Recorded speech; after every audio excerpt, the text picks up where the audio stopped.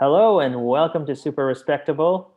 My name is Tosh Rahman, reporting only for another month from Istanbul, Turkey. And with me, as always, is my friend David Lewis from the Netherlands. Hey Tosh, how's it going? I'm good. Dave, you look like a Canadian lumberjack with that shirt on. Yeah, just for the image, for the people who are listening on Spotify and other mediums, I'm wearing the typical lumberjack red and black checkered shirt right now. That's true. Very, very So yeah, I've never stereotypical. chopped any trees. I'm afraid of that type of stuff. I'm not a cottage person, but I I got the look. yeah, me too. Do you go cabining or camping? Are you that type of guy or no? Well, I mean, when I was living in Canada, I would get invited every summer to friends' places, which was nice. But I have to admit, I'm a city slicker. I like cities. I like I civilization. I actually did not know this about you, but I'm so happy you said that. I like the outdoors, but I do not like residing in the outdoors in any structure. I dread tents, cabining, camping. I'm also a city kid. If you want to go for a hike or you want to go for a walk or something, I'm totally okay with that. But staying overnight, I've never had a good experience. Yeah, I never really understood it. I'm like, well, we've progressed so far in the human race. Why are you trying to make a show of going back to being able to live in a tent for a week? You don't have to do that to yourself, especially like in parts of Canada or most of Canada, where there's black flies, horse flies, bears. Yeah. Um, Totally. I yeah, remember. I remember in school, in high school, we had to go camping. We had like outdoor ed trips. I don't know if you had to do that or not, but every back I in high called in school. sick. That's smart. I remember like one time we went as a class, and then the next day we woke up, and like our teachers were like, "Oh, there was a bear in our camp area because it was looking Really? for food," and I was like, what? Like while we were sleeping in tents. So Oh my like God. I always find there's a rock in like an uncomfortable place and I can't sleep or the temperature is weird. If you want to use the washroom, you gotta like take a flashlight and walk like 10 minutes to some communal place. I really just don't find it enjoyable. But to each their own. There are people who like doing it. I am not one of those people. You find me a Hilton or an Intercontinental. Exactly. I can camp in the double bed in there. Well, actually, a little side story is that I was invited to a friend's cottage here in the Netherlands, and I Yeah, thought that was kind of interesting. I thought, yeah, okay, I wonder what a Dutch cottage is like. Um, and so we went to the city yeah, Groningen yeah, in the north, and then we drove from there to his cottage. And I thought, oh, I was waiting to go like into the countryside, yeah. but it was basically like a suburb of the city. Okay. And there's a lake there, and you had to take a boat to go to his cottage. Yeah. But like on the other side of the lake was the grocery store and Oh, the beer really? store, Oh, and there is like a parking lot and civilization. So I'm like, this yeah, is dreamland for me. Like you wake up in the morning and you see the nature and the lake, but if you yeah, just look to the right, you can go to your shops and escape if you want. yeah. I think that would be optimal if you're within minutes. In your situation, it's just prime. But like within distance of nature and city life, that would be amazing for it. But I do understand there is a piece to the wilderness, and there is a factor in there. I totally get it. So maybe I'll work on it a little bit more. But I don't like going camping. I don't. And living in Ottawa and Ontario, people are very, and even in BC, people are very much like into it. I think we're in the minority here, so it's okay. We have our podcast, It's fine. so It's fine. we Here we can. are. Anyways, how's your week been? I mean, we have a new. Oh, there's a new president, so that was a big thing. That's kind of over now. Well, the current president's not not giving in. That's I started not following it too much. It's not as because I know on January 20th there's going to be a transition. But what's happening with you? Yeah, I mean, it hasn't affected my week at all. I've tried to switch off as much as possible with Totally. that U.S. election stuff, Yeah. although it keeps invading my various social media timelines and things like that. So it's hard to get away from. Yeah. Um, yeah, I think it'll sort itself out pretty quickly. Like you said, he has to change power in January, so that's going to happen. Yeah. And here, it's kind of weird. The Christmas lights are coming up, so it's Yeah. just crazy to me how the year has at times flown by and at times gone by at a glacial pace. So now it's kind of coming to hitting me hard, and I'm like, wow, What did I do this year? You and me, bro. I can't even remember before March, you know? I mean, like my memory is so foggy. I sort of remember like Halima and I have been like going out. We've been like, I don't think we've been here since February, or like, I don't think we've eaten at this restaurant since January. And so like literally where did the last 8, 9 months go? And I don't know. And now we're going back home to Canada in less than 4 weeks. And I don't know, this whole year has just been, it'll just be one of those foggy, like dementia years, you know what I mean? Like you'll just wake up and just kind of be like, what happened this year? Nobody knows. Yeah, we'll have to read about it in the history books to try and figure out what happened, because Yeah. it's all a big blur I right now. totally. I started watching. So I don't know. Do you watch The Crown? Season 4 came out just a couple of days ago. Yeah. We're into episode 6 or 7. I can't remember. We've been binging. We're totally. It's Tuesday. I'll finish it today. I just finished 9, so it's really good. It's first of all, like production value on this thing is like amazing, like cinematography, quality, like dialogue, acting. But even from a story point of view, it's just like it's amazing. Like it's really good. But I really despise the royal family in this season. Like I really feel like they're ganging up on Diana, Princess Diana, and I really think Charles comes off as an asshole, which he was, I think. But yeah, well, it kind of highlights how dysfunctional a lot of families are, especially the rich and famous. They're quite dysfunctional, and in some ways, I pitied them because these people are trapped in this gilded golden cage. So no, I think it was very well done. I just hope it's historically accurate, because this is going to be like the history of the royal family. Everyone's watching it and thinks this is the truth. So I mean, but is there a responsibility to be historically accurate, or is it just at the end of the day, is it just entertainment? Like, can he, some of that conversation? I think they're pretty faithful to the history, and of course, like the conversations behind closed doors, they had to take some artistic liberties with it because they don't have transcripts. But it seems to be more or less in line with what we know. Yeah, I totally agree with you. I think it's a horrible, despotic, just disastrous lifestyle. Like you can tell, like the queen really has no like emotion in the show. I don't know in real life or not, but she really doesn't know. The only she knows is like crown and duty. She's even like not the greatest of mothers, very uncompassionate, like very just robotic. And like just at points, I'm like, this is just horrible. Like, why would you want to live like this? Well, I have 2 points, 3 points I wanted to raise, and I want to get your opinion. Number one, what exactly is it that Prince Philip does? Like, I don't really understand what his official role in life is, other than just being married to the Queen. That is his role. Yeah. Okay. And offending various ethnicities, subjects. Totally. Totally. And number 2, isn't it weird? I find like I always watch them. They're always dressed like in like suits and ties, and I'm like, I was telling Halima, I'm like, do they ever just wear t-shirts and like shorts and sweats and walk around? Or he's always dressed in a suit. Well, I was imagining. I mean, this has come out during pandemic time. I'm thinking the whole royal family, they're not doing their duties right now. They're probably sitting at home finally in pajamas and jogging pants watching The Crown, and just texting each other on WhatsApp to say, hey, get a load of your portrayal. Like Cheeto stains on their shirts, ketchup over there. I thought it was just like, so they were so formal. I kind of felt like the Queen especially had been raised like this was the only way she knew. Like even if you watch the scenes where she's by herself, she's very, very proper, even when no one's watching. I think it's been like ingrained into her. Perhaps I don't really know if she binges like Netflix and like eats like Sour Patch Kids and stuff like that after, but it's. And then the third weirdest thing I found, and I found this a couple seasons back, is that the Queen and the Prince, they don't sleep in the same bed. They have like different quarters. That was strange, yeah. Because there's that episode, spoiler alert, where the man comes into the Buckingham Palace. He breaks in twice, and right. Yeah, half the time I'm wondering where's the king? How come Prince Philip, he doesn't get involved? Yeah. But like you said, he's sleeping in another part of the palace, which you never know. Maybe it's a secret to a long and happy marriage. Who knows? Maybe. Like I don't know. I mean, I remember growing up and Diana dying. I was 12. We were 12, I think 12, 13. And that was a big deal. My mom was a huge Diana fan. Like she had magazines and video and like memorabilia. So she really liked Diana. and then she died. And I remember it was like on the news for like weeks, and it was sad, and like, this and that.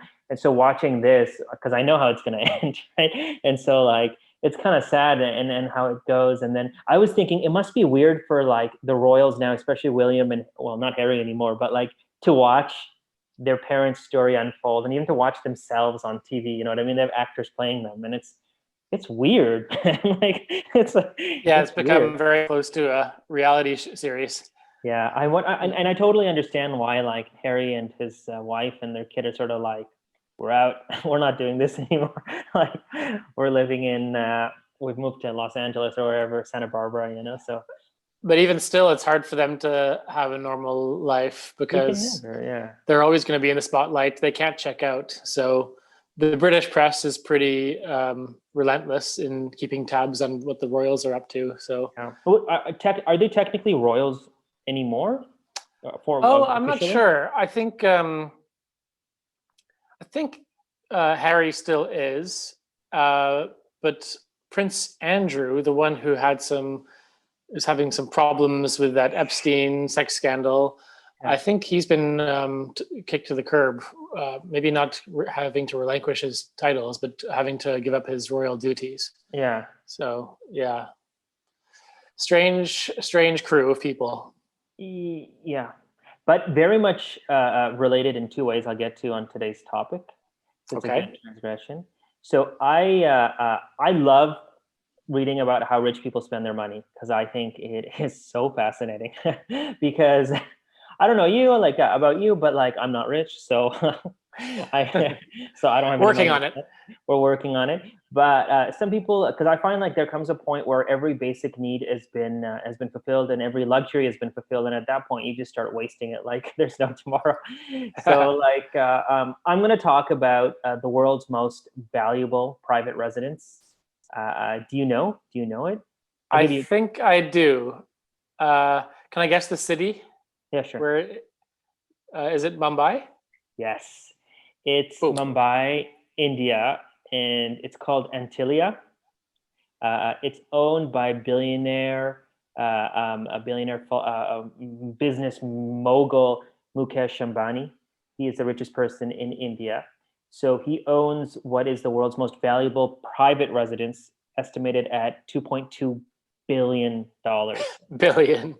Billion. So as I speak, you can take a look. I don't know if you've seen photos or not, but if you type in, I know what you're talking about. Antilia. So Mukesh Ambani, he's not only India's richest person, but he's the richest person in Asia.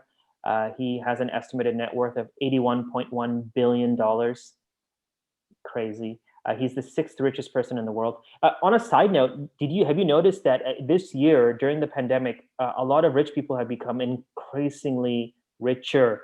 Bezos added $70 billion to his net worth. I just saw an article where Elon Musk added some money to his net worth as well. Zuckerberg, all the big tech people have moved up the rankings. Crazy. In a big way.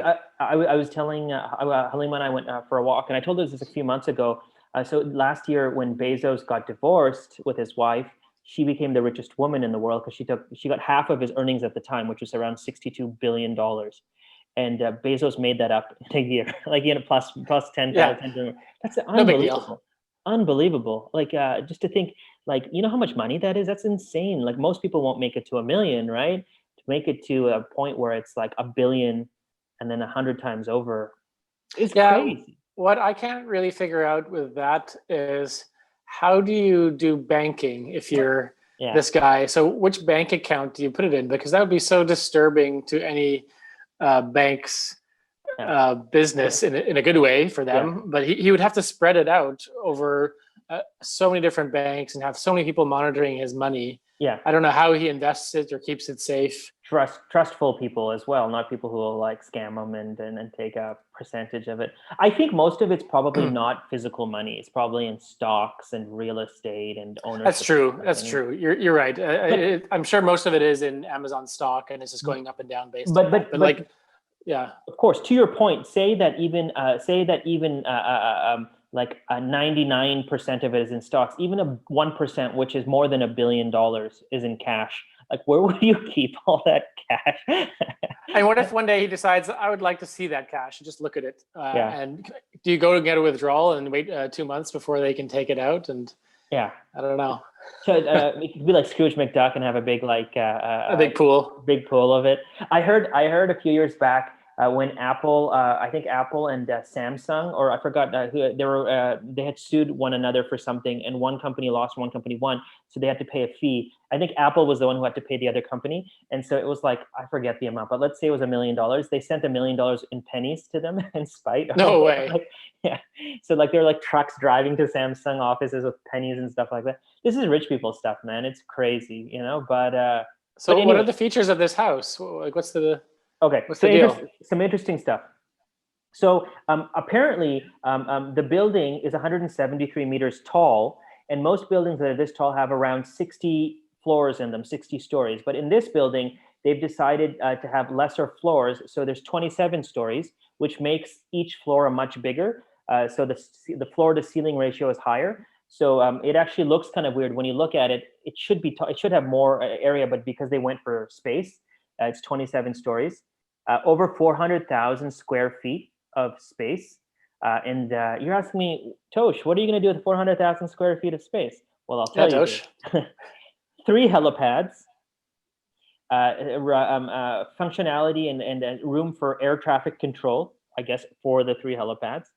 A garage that has 168 car spots, a ballroom, because of course every house needs a ballroom.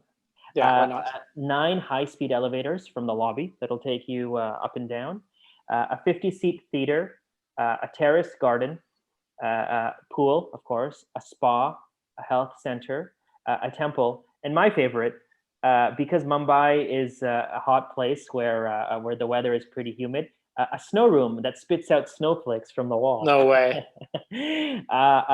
So the top 6 floors of the building have been set aside for private full floor residential areas. It's for the family. Interesting fact, there are not multiple families in this. It is built for one family. I think 6 people are in this family, husband, wife, and 4 kids or 3 kids. But it has the capability of staff accommodations for over 600. That's crazy. 600. Right? But it has the accommodations. But from what I read, 600 people, they don't have 600 staff. I think they have 100 and something. But they have the ability to keep 600 people. So like I said, the house has 27 floors with extra high ceilings. And usually most buildings of the same height would have 60. It's designed to withstand an earthquake of 8 on the Richter scale. The architectural design of Antilia, which I'll mention why they chose that name, has been fashioned along the lines of the lotus and the sun. There's some kind of spirituality element to architectural of this house.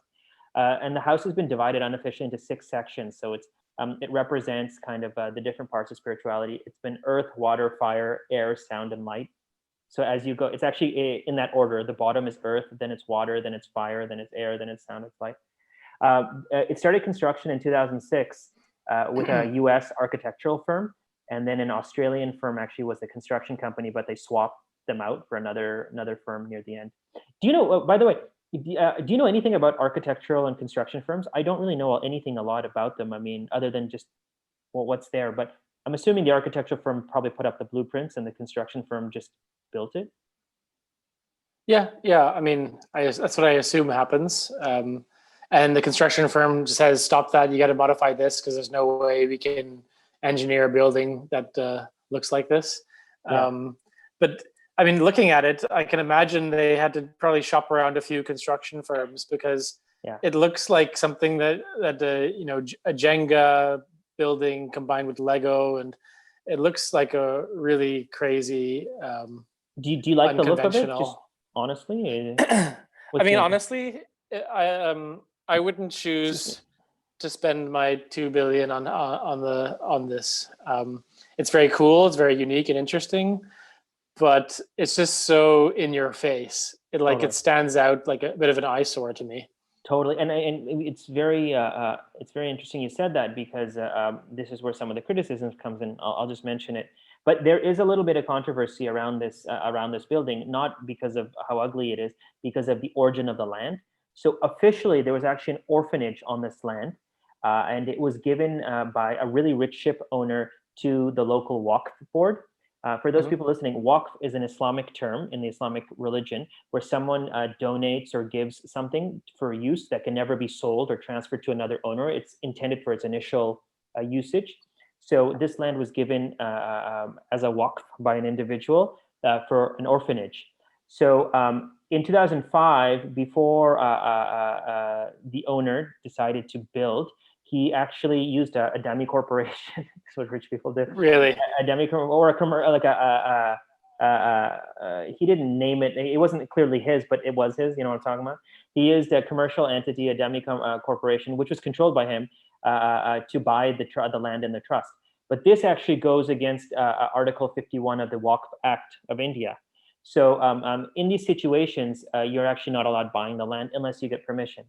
So you're supposed to get permission from the charity commissioner in the area, as well as the district. It's called the Maharashtra district state. Sorry, board of Waqfs. So the Maharashtra State Board of Waqfs. So they got it from the commissioner, but they didn't get from the Board of Waqf. So, however, an agreement was made eventually between the two, so it proceeded. But interestingly enough, about a decade later, a gentleman brought another case representing himself and his entity against the orphanage and the charity commissioner, saying that you guys never went through the full process. So that case, from the last time I heard, is still being heard in a special bench of the court. And on another issue, they had issues as well with another department. But in the end, Mr. Ambani, being the businessman he is, he ended up just paying about $1.6 million to get it kind of hidden away. Just to settle it all. Yeah. But here's an interesting fact as well, and this kind of is a good transition to my next point. The land he bought was estimated to be about $21 million back in the day, but he only paid $3 million for it. Okay. So I guess, he knew the right people, or he was able to kind of undercut the price. Maybe the charity needed the cash, so he was able to negotiate. But it's very, very common, I think, in that part of the world to really pay undervalued property. I don't think, if you're especially a man of wealth and prestige. So money kind of buys what you need in that part. But some of the problems with it are that there is a lot of opposition to it. The most being that you have the world's most expensive residence right next to the world's biggest slum, right? There's a huge contrast between the two. There's a huge gap between rich and poor in India, as we know. And this is just, like you said, an eyesore, I guess, and especially like a rub in the face to people living around who can barely afford day-to-day living. And here's a man who needs a 168 car garage, So, he would argue it's aspirational for the poor people in the slum below. Yeah, it's apparently there's a lot of criticism, and they make fun of it in the media a lot. That they're like, look how ugly this thing is. Look how expensive it is. It's only for a family. There's a lot of mockery happening as well. Even do you know who the Tata Group? Yeah. Yeah. So even the former chairman of the Tata Group, Ratan Tata, who was actually a very rich man but lived very, very simply. He was known for his not his being cheap in any way, but his normal lifestyle in comparison to the amount of money he had. He even said that Antilia is an example of rich Indians' lack of empathy for the poor. So it's interesting when one of your own kind of comes against you. I love when that happens, though. It's my favorite. The Ambashi family has tried to kind of like do their charity as well. They have hospitals, and they try to kind of like offset it. But I think people are still kind of like, look at this thing, and so it's quite an interesting thing. At the same time, I think it's probably one of the worst places you could have built it in. Like, you know what I mean? If it was out in the country or somewhere where there's nobody around, it might have been a little bit more appropriate, but it's sort of an insult and kick to the people, no? Like in India. Yeah, it's a hard one. I mean, I've only been to Mumbai briefly, and I spent the most of my time in Goa when I visited India, which is apparently one of the least populated states. So, there's people everywhere for the most part in India. So if you're a wealthy Indian and you have that much money, I don't know how it works. Like there can't be that much space in the city of Mumbai to build a big mansion.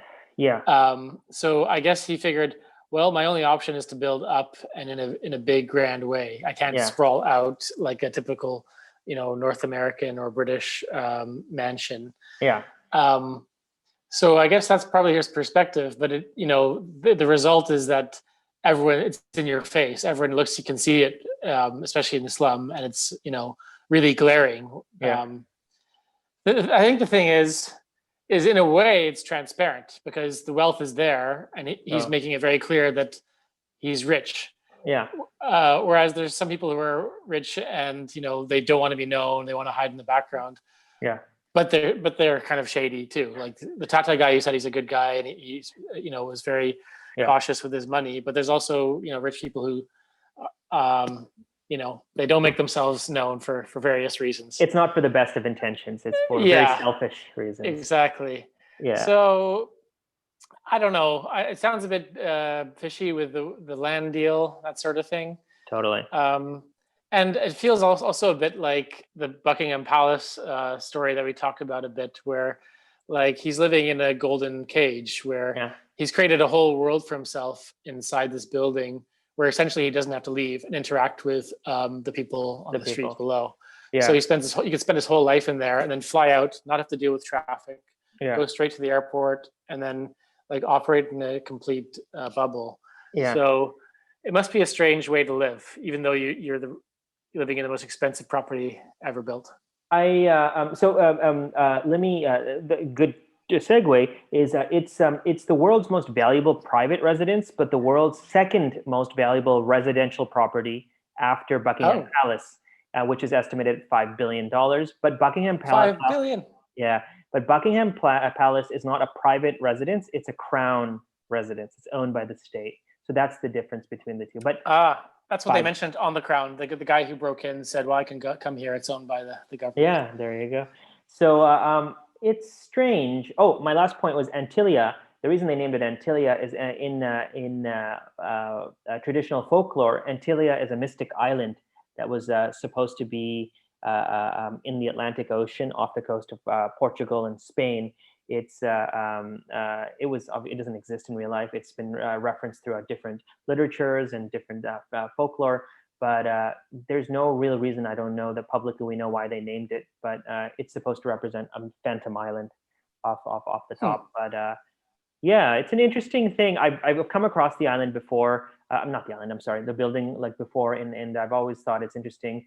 I don't know, Have you man. seen it I've in never. person? Have you? No. Yeah, when I arrived in Mumbai, it was at night, and we stayed at a kind of funky hotel near the airport, and Yeah, then left pretty shortly afterwards. So didn't get a good good glimpse. view of Mumbai. The only thing I saw of Mumbai was that there's people everywhere, Yeah. and there's poverty that was quite like in your face. Well, like So here's the thing about rich people is that like I'm not anti-rich people. I mean, I find it very commendable if someone can make an earning very honestly and they can succeed in it. Like it's good for you. Like if you figure out the system.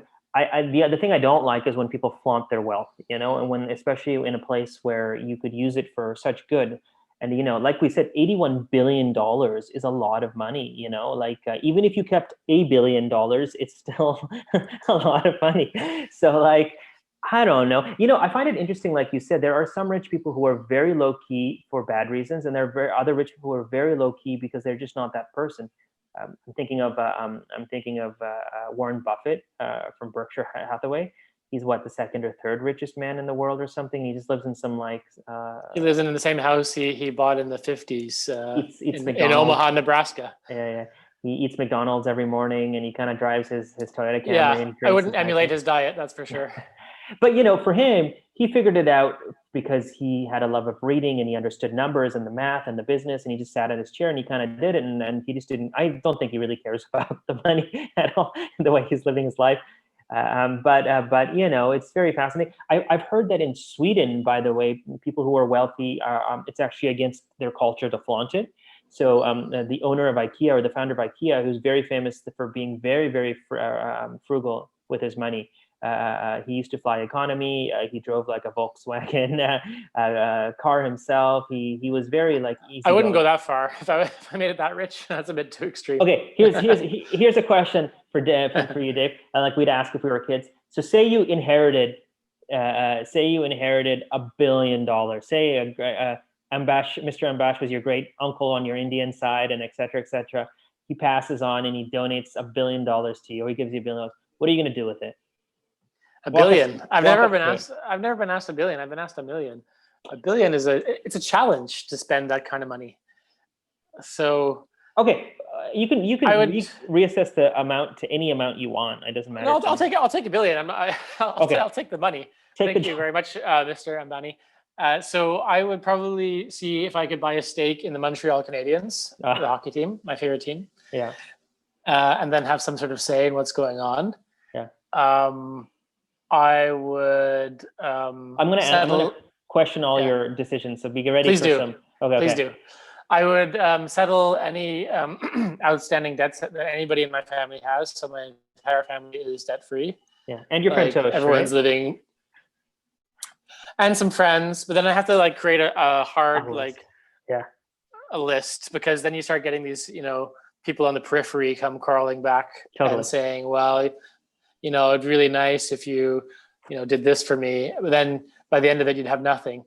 So you have to be pretty rigorous about who you dole out your cash to. But of course, I'll give you a little something. I think a lot of people who come into wealth very quickly always mention that, like, people come out of the woodworks and they'll be like, "Oh, you remember me?" or this and that, and then they're always like, "What?" And then suddenly, you got to change your number, Dave. You gotta change your email and number and all that kind of stuff, or else people start contacting you. Well, that's the thing is, I would like to try and preserve the privacy. So maybe buying the Montreal Canadiens wouldn't be the best move. You could take a chapter out of Mr. Ambashi's playbook and buy it through a shell corporation, a hidden entity. Oh, I have lots of skills in that area, so I would make sure to have it in an unnamed offshore company. Yeah. So at this point, in this order, you have buy your favorite hockey team or a portion of it, and then pay off debts of family and friends. What's next? Yeah. I don't know. I'm running out of ideas. It's hard. It's only two things. Buy a nice place for myself. For like, this place is okay, but it's not worthy of a billionaire. In the Netherlands or abroad? No, I would maybe buy a place here. Buy a place in the UK where I have most of my family. Buy a place in Canada where I have obviously my very close family and friends. And then 1 or 2 holiday homes. Oh, so you're really you're going heavy on the real estate. Yeah. Okay. It'll be real estate portfolio. So somewhere in Italy, somewhere else in Italy. Okay. Spain. So I would stick to Europe. Yeah, that's good. And geez, there's so much more money to spend. That's the thing. It's so hard to figure out what to do with it. Let me ask you a question. Would you work? Or would you would you retire early, or something in between? I would become a well-regarded and well-known philanthropist. I would make sure my name is on every building at Carleton University. Actually, side note to our listeners, that's our alma mater. That's alma mater, yeah. I don't know if I would give some money to Carleton University. Yeah. I would just make sure my name is somewhere. I'm not sure where I would put it. Maybe the parking lot. Yeah. Well, here's the closest one to our political science building, David Lewis Prime. Well, here's one thing I learned really interesting a few months back. I was watching a documentary. Rich people can make money much more quicker than someone starting from scratch, right? So if you have $1 billion, you could put it into different portfolios or investments or whatnot, so you could at least get a return on it, right? You'd never go below, other than your massive expensive, which would be assets from what you've said. You'd never actually go below $1 billion. So you could easily make at least 50 million or 100 million, or maybe that's a lot, but 10%. But at least you could make at least 5 to 7% a year. Yeah, I mean, that was another option I was going to say, but I thought it would be a bit too bland. But I would assure my wealth by putting in a chunk in some sort of stock index thing. So there's always something going on there. Yeah. But then, I got to say, it's really hard to think of other things. I guess I would do work in the sense that I would try and be like a Dragon's Den type. Maybe I would become like a VC. like a venture capital guy, where I could just be like, hey, people come to me, Yeah. and if I like your idea, I'll give you some money. And then people would be stampeding and kicking down my door. So Yeah. I think that'd be a fun thing to do for work for a bit. And then that way I would learn about different businesses. They would educate me and teach me. And then in so doing, I would give them a bit of cash. Yeah. So maybe for work, I would do that. And then some charitable foundation stuff for the David Lewis Foundation for whatever cause I should care about. That's very cool. And how about you? $1 billion? Okay. So do you want more? $1 billion's a lot. I don't even. I'm pretty easygoing in it, and so like I would keep working, but more because I'm one of those people that needs to stay active. So I think even after $1 billion, after a week or even 2 weeks, I'd be like my mind would be going crazy. So I would work. What I would do, I'm not into like sports in the same way. I wouldn't invest in sports teams because I'm not that invested in it, and I hate my local hockey team because they've lost so many times in the finals, so I'm not supporting them.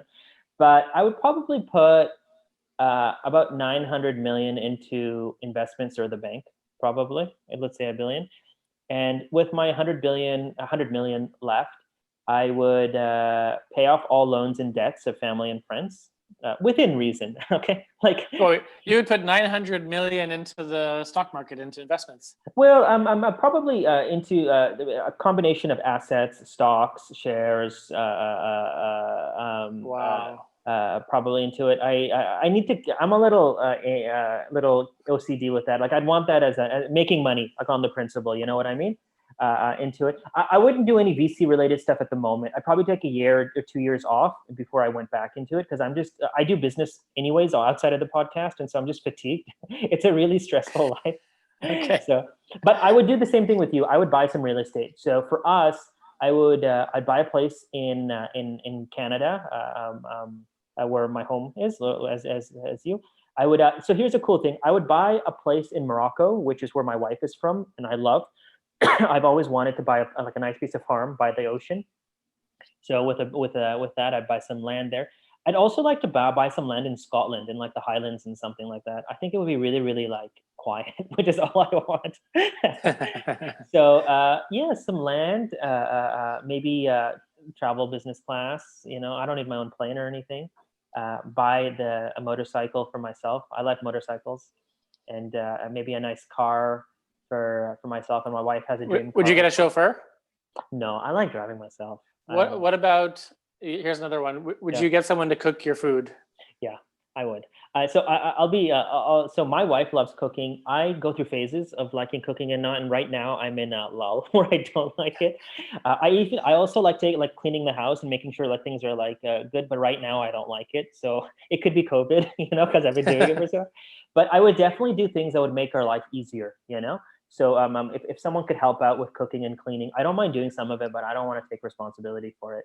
But yeah, like that's pretty much what I do. I buy some properties, I pay off some debts, I travel a little bit, and I'd buy a couple. Like I think you and I are the same in that we wouldn't buy a lot of material crap, right? Like I don't think there's anything that would make me super happy like that I've always wanted on my list, So no, I'd be about a few properties and then experiences. Just enjoy life. Yeah, properties are great because it's an asset and it's making income, right? And then theoretically, in all places, property values go up. So whether you buy them or you rent them or you sell them, you should be able to make a property.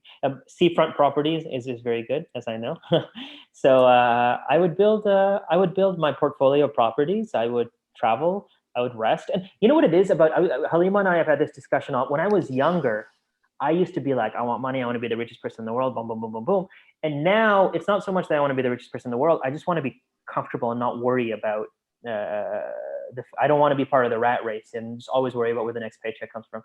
So even and I just want a quiet, simple but comfortable life, and not excessive but comfortable. I think they've said there's studies that say like the optimal income for happiness is like $70,000 US. And I'm sure there's some caveats to that, and it changes with inflation, whatever. But they say like once you're at that and a little bit above, Just to make a difference. anything above that is, you're winning. Yeah. But you should be happy with that kind of salary. I don't know. I think I'd want a bit more than that. Yeah, totally. Well, do you remember the time when you were a bachelor and you had a good income, and then like, what would you spend your money on? And like, like I was thinking back to the time when I was a bachelor in my 20s and I had a good income. Like, I couldn't spend it on things like as fast as I made it. Like there was nothing I like after my requirements were fulfilled, like an apartment. I bought a big TV, which I really enjoyed. I went out to eat and this and that. But like, yeah, I totally understand. At some point, you're just like, what else am I spending my money on before it becomes like a wastage, right? So Yeah, I don't know. I would struggle. I really am not a big spender, as you know. no, me. I wear my clothes until someone tells me that I should probably change them. Yeah, yeah, I buy lots of books. That's my main expense, and when I'm not traveling. yeah, But I get like when I was living in Budapest, I guess that's my one experience of I wasn't like earning a huge amount of money, but it was, I guess, quite a good salary for Budapest. yeah. And so essentially I could afford to go out for meals every every single one of my meals if I wanted to, because If you wanted it to. was very cheap to eat. And I was a bachelor there, like there was just me, and cooking got a bit tedious when it's just for one. So I was like, well, I can just go spend the money and go out. And but after a Totally. while, like even if you're so well off that you can do that, Yeah, it gets a bit it can be unhealthy to, yeah, first of all, to go for restaurants because they put so much more like butter, salt, yeah, fat, whatever in the meal. yeah. It's delicious, but like the portion sizes are a bit bigger, so you're like, Uh, oh, I just want to make something at home after a while.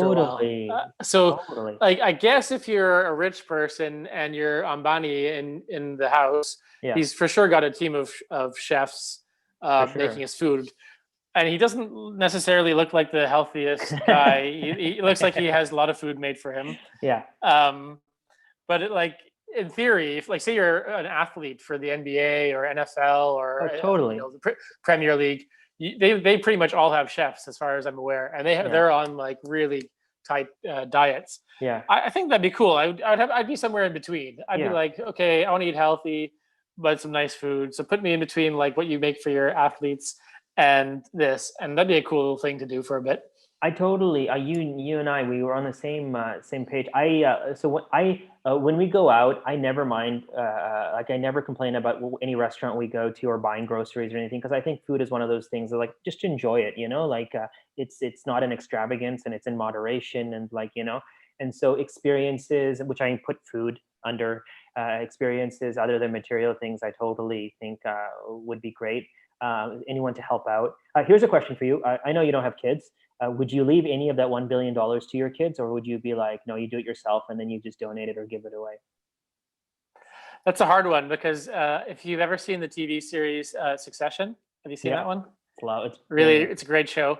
Yeah, It kind of shows the pitfalls of being the wealthy patriarch yeah, type, and the kids get a bit messed up. So I guess what you try and do is, I don't know, have a trust or something, and then try and tell your kids you're not getting anything. It's all yeah, going to charity. And yeah, then when they're like 40, or you can see they haven't screwed up their life so far, you can let them like sort of drip feed them some money, yeah. and then maybe they'll get it. But like you wouldn't want to make it so clear that their whole life is going to be you know all taken care of for them, because that's not good for anybody. Oh, 100%. I mean, how many? I went to private school, and then like I was around kids who just came from a ton of wealth. We had a parking lot on the top for all our grads, like in our grade 12, and it was like Mercedes, one Porsche, Really. Beamer, and my Chrysler van on the on the corner that I could take 7 of my friends home. So one thing I would do is I would really work hard with that $1 billion to be very, very private, to make sure that people didn't know. If it required some money to be really on the down low, specific banks to go to keep it secret, or to keep my names out of this and that, I would do that because I wouldn't want people to know I had money. That'd just be between me and my close circle. And even then, that circle would be very, very limited. And my kids would not be in that circle.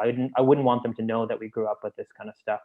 Uh, Yeah, um, it's a tough one to find the right balance, because like at a certain point you want to spend on some things, but then you don't want to splash out too much because, or like post about it on Instagram or something, Yeah, because then you start attracting interesting characters towards you. And totally. I've seen a lot of stories where I don't know what it is. It seems like it's mostly in the UK where the rich and famous they get broken into because a lot of them they're like soccer players, football players, Yeah, and they're a lot of them are they're young, right? They're like 20s, early 30s, and they got a yeah, lot of money. yeah, And so they're with their friends who all have a lot of money, and they're just posting all the time on like Twitter, Instagram, Facebook. And yeah. that's like a gold mine for a criminal group because they can just track like what they have, where they are, You're what just they're up inviting to, it. what their schedule Yeah. is. And for sure, there's like all these break-ins with these people. So like it's really hard for athletes in particular, like a lot of the ones in the stats for the athletes, I think, especially in the US, it's like something like 60% go bankrupt within like 5-10 years of retiring. Oh, Um, crazy. because they get the money so young and then they're like Yeah, already into the lifestyle. yeah. So You it's a gotta hard you one. totally you grow up seeing it. Your friends who are the fellow athletes are kind of buying your bling and the shoes and the But Mercedes and the like car. the other Yeah, side to it that I've read about is like in the US and also with like soccer slash football, I'll say yeah, both words. Um, is that a lot of them come from quite poor backgrounds. Like they're playing yeah, football in the streets of Rio de Janeiro, quite poor, and then all of a sudden they make it like one of the best in the world, and then they yeah, have all their street kids that they're growing up with asking for money, and a lot of them feel very much obliged to give money, and yeah. quite rightly so. But some of them just feel so guilty or just get so caught up with giving the money that they end up having nothing left for themselves. Really, that's interesting. Very. So there's Um, two ends of the spectrum, either overspending or just on excessive material things, or overspending on charity as well. Yeah, or you get these people saying like it's a friend or like someone who's an acquaintance who says, "Hey, I got this business idea," and Yeah, you hear of all these people who are trying to diversify. Like if yeah, you're a NFL player, they buy a restaurant or a bar yeah, and a golf club or buy into a hotel, and they end up like losing all their money, and the guy runs off with everything. So yeah. yeah, it's tough. I think money coming at different points in your life will result in different mentalities and different outcomes, right? Like you said, it's a very common tale, young and 18, 19-year-old being signed to the NBA or the NHL, right? Whereas opposed to a 30 or 40-year-old who's gotten some life experience as well. I think you have to surround yourself with really good people, right? And so like, especially good business people, business managers, Yeah, friends, right? it's so Uh, hard to know like who to trust totally. when you're like that. I, I, I read about. Sorry, I was going yeah, to say yeah, that I read about Shaquille O'Neal. yeah, He's kind of an interesting one because he, I guess, was aware of these pitfalls, yeah, and I think he admitted like he messed up a bit when he was young and went a bit crazy with the money. But then he was in these meetings with people, and he started realizing, look, these guys are a bit dodgy. I yeah, want to, and they're talking about things as if I don't know what they're talking about, and they're trying to like make it seem like it's too complicated for a guy like me. So he yeah, went off and like did an MBA. He trained to be a cop. yeah, He got like a law degree or something. So he went off and like educated himself, like in yeah, the business world. So he's like, now I can sit in any room with these people who want my money yeah. and go from there. Because someone like Mukesh Ambani, He's a businessman. Yeah, he's a businessman, and so like he made a deal on that property. yeah.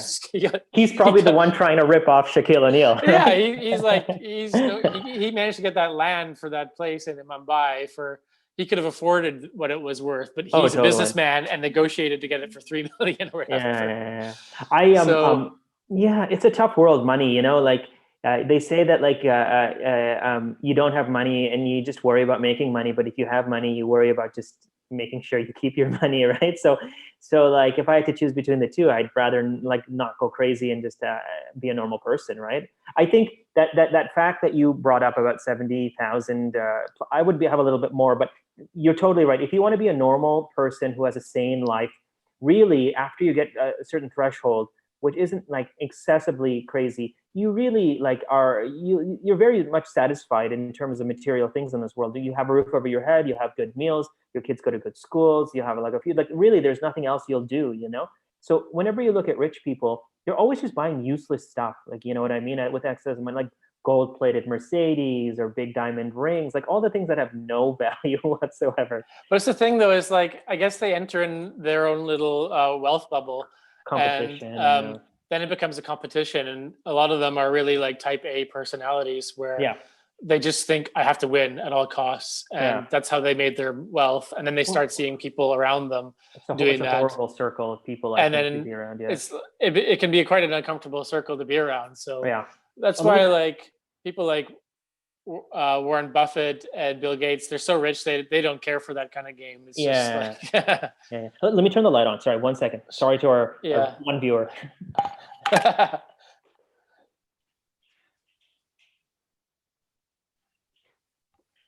But I will say, I'll ask one question, then we'll end it off. What would be, so if you had to buy one excessive thing? So I understand, like with your $1 billion, you're going to buy the Canadians or say stake in it, blah blah blah blah blah. Maybe you can. I'll go in with the Canadians for you if you think it's a good investment. We'll both go in a little bit. Thank you. But if you were going to buy one excessive thing, like thing that you think like really was material or you had to, can you think of anything? That's Total hard. waste. You didn't have to do it. Just fun. Huh. I really struggle with that. I don't like cars that much. Yeah. Oh, what kind of car would Boats. you buy with $1 billion? By the way, would you upgrade, or you don't have a car? I don't have a car. Would you buy like a Beamer or a Mercedes or just a Toyota or a Tesla? Um, I would get a Bentley something something, and then and get So, someone to drive it. Get someone to drive it for me. yeah, open the Um, door. Yeah, I wouldn't feel comfortable driving it. There was one actually in the neighborhood where I live. It's weird because there's some pretty rich people, but it's a normal neighborhood. Yeah. But often on the street where I live, there's some really nice cars. And yesterday there was a Bentley SUV parked outside, and I thought that's crazy. I've never seen that before. Yeah. I looked up how much it cost. It was 160,000 euros. That's crazy. So I'd be like, I wouldn't want to park that thing. I I wouldn't don't want want to to drive. Yeah, drive it. yeah. So, I mean, for me, that seems like an excessive thing. Just throw that kind of money At a car, yeah, totally. on a car. But like, what else? What else could I do? I'd buy a private jet.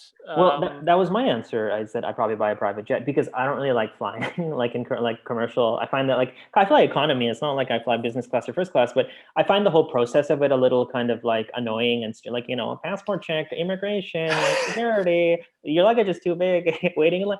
I would buy a private jet so I could just travel in a little bit more comfort.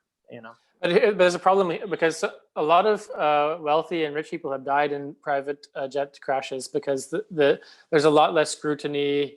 The pilot is Nice. well trained, but probably not under the same rigorous standards of commercial airliner. Very So, true. and the other aspect of this for me would be, I would want to fly first class or like business class every single time Yeah. because it would make me a bit of a jackass. But I would want to like. There's always a feeling. I've flown business class Yeah. twice, 3 times maybe in my life. Yeah. But it's a crazy feeling. Like even people who are like premium economy or have like the advanced seats for EasyJet or Ryanair, there's like this elitist thing of I can board first, I can do this first, or I can get off the plane first. Let me do this. So it's a really weird subculture on the planes.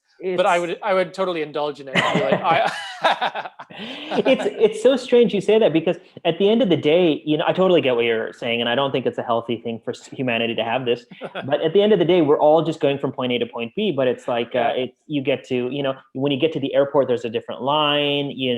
And perhaps when you go through immigration, there's a different line. You get to board first. You get unlimited food. For me, the whole thing with business class that I enjoy is that I can sleep properly. That's literally the only thing. I don't care about the TV or even the like amount of. I can just put my feet up and sleep because like sleeping on economy is so difficult on long haul flights. So, but like the washrooms, you don't have to share a washroom with like 100 people, but you have to share a washroom with 8 other people. You know what I mean? But like I would never pay like $20,000 to travel first class on like on like Kwanzaa Airline, not Kwanzaa, sorry, on Qantas Airlines or on like blah blah blah blah blah. I think that's a total ripoff, by the way, But I don't know. It's a class thing that you said. Some people have to do it because they're in that class and they have to show off. Other people do it because it's the standard they're living on. I think one good thing is just have balance in life with all things, and I think you'll be okay. It's a pretty good piece of advice that was given to me, and just be normal. You know what I mean? Like I would never. It's so hard to be normal. It's so So hard. many people struggle with that. Yeah, but like I mean, if you get your own, yeah. And then at the end of the day, by the way, just to be rhetorical, and one thing I asked you is that at the end, I would probably not leave a lot for my kids. I'd leave a little bit so they could survive and they could understand, but not enough so they'd be spoiled. And I'd just donate everything pretty much by the time. Wow. Yeah, I mean, really, what's the? I think that's what Warren Buffett and Bill Gates are trying to do with the Giving Pledge or the 99% or whatever it is, that just give most of your funds away. And I think most people have signed on to it. Jeff Bezos has not, but most people I think understand that this is a finite thing, and that I think it's what's really good. There's a billionaire, and I don't remember which business he ran. I think he yeah, passed away recently, but he made it his goal to give away most of his money while he was still alive. yeah, yeah, Because he's like, well, why would I want to give it away while I'm dead, in my will, because I don't get to see the results of it. And totally. so he managed People to, need it. Yeah, that's the hardest thing in the world, right? How do you time when you die, unless you do go to Switzerland and bop yourself off. yeah, So yeah, I guess he figured, I'll live to like 90 something. yeah. And he managed to have the calculation of, spend this much each year to give it to charity. Yeah. And he succeeded. Well, I mean, they say many different religious traditions, moral traditions. They say that feeling you get when you give charity is unparamount, right? Like it makes you feel good. You're doing something good. I'm sure if there's a lot of guilt, which I'm sure a lot of rich people have for some of the things they've done in their life, it might it might help them out. But I mean, helping people, I think, really just does help in the end. I mean, charity is a good thing. You could do your own trusts and funds and charities with the money, but you I'd can't. recommend for our listeners to check out the YouTube channel Mr. Beast. Have you heard of this? No, no, no, no. What? Tell me. I just came across this dude this weekend, and I binged on it. So I think he's like 22 years old, 23. Yeah. He's pretty young, but he's been doing YouTube videos forever. Yeah. And he's hilarious because he was, I don't know if he was trying to get famous, but he would just keep pumping out videos for like 7 years. And he has videos where he was just reading out the dictionary for 8 hours. He'd read out the whole entire thing, or he would just say one word over and over, or he would count to 100,000. Yeah. So these videos are crazy, but eventually he made it to be like a successful YouTuber, and these people make a lot of money now. And so what he does is each time he makes a new video, that video then generates like 55 million views, and that makes like, I don't know how much money, 100,000. And so his next video would be, I'm giving 100,000 to a homeless guy. Wow. And then he gets 100 million views off that. And then he makes more money. He just piles the next amount of money into like a charitable or a goodwill thing. That's clever. So really interesting to watch like how he's spending the money. I think some of these people who are younger on YouTube making a lot of money, they're really like being flashy and kind of corrupting the minds of the youth. Agreed. But this is a good. This guy is doing a really cool thing. Yeah. And I would urge the listeners to check out his channel. Very cool. We'll link it when we post this episode. Yeah. But I think it's called Mr. Beast. I'll share it when we finish this episode. But definitely worth checking out. My final question to you, Dave, before we end the episode is the building, Antilia in Mumbai. Is it a yay or a nay in your opinion? Is this something that you like, you see, you achieve, you aspire for, or is it something that it's not that interesting to me and I would never live there? I would have just pointed away the view away from the slum, and then I'd be okay with it. Yeah. No, I would kind of tone it down just a little bit. Yeah, totally. He had the kind of right idea, but he went, just too far. I'm with you. It's an A for me. I'm sorry, Mr. Sorry, Mr. But anyways, if people listening, tell us what you do if you got $1 billion. What would you spend it on? It's really interesting because I think depending on the age of who you ask, you'll get very different responses. So it'd be interesting to talk to young people as well as people who are older. I'm sure as we get older up, it's probably more conservative. I never hear 90-year-olds being like, own rent out like Empire State Building and have a big rave for 24 hours. Yeah. Well, if I ask my nephews, they'd probably say all the Pokemon cards in All the the world. Pokemon. So So yeah, innocent, right? So like there there you you go. go. Anyways, all Awesome. have a Very cool, great, Tosh. thank you so much. Thanks, Dave, for your time. And we'll see you next time. Stay safe, everyone. Bye, everybody.